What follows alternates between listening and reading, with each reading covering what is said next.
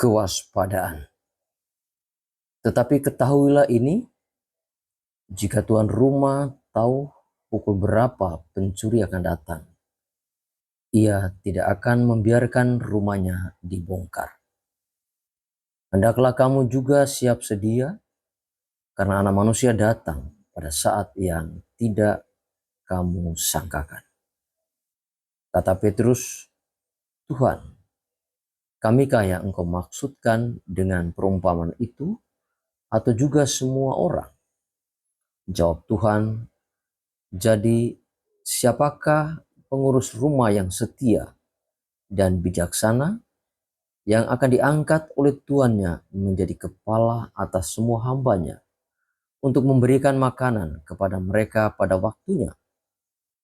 Berbahagialah hamba yang didapati tuannya melakukan tugasnya itu ketika tuannya itu datang. Aku berkata kepadamu, sesungguhnya tuannya itu akan mengangkat dia menjadi pengawas segala miliknya.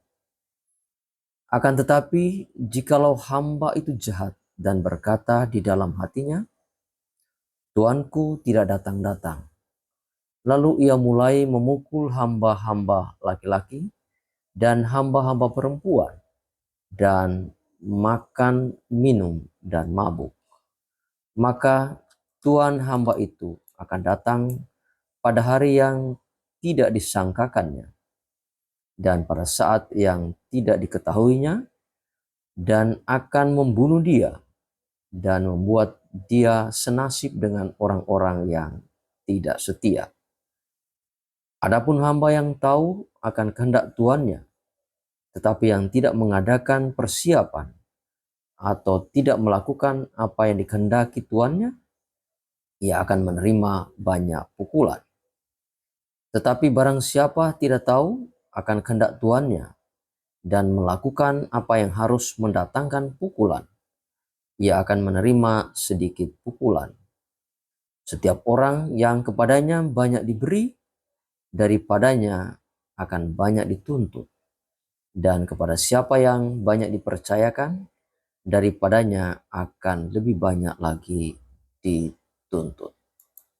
Sama saudara yang terkasih, Injil Lukas pada hari ini berfokus pada pentingnya berjaga-jaga dan setia dalam menghadapi kedatangan Kristus yang tak terduga.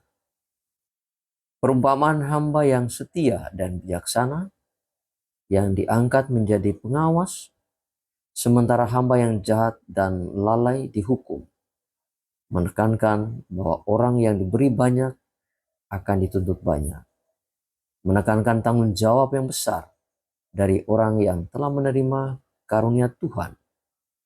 Kesiapan ini bukan hanya sekedar menunggu, tetapi aktif dalam melakukan kebaikan, kebenaran, dan kasih sebagai bentuk pelayanan yang setia.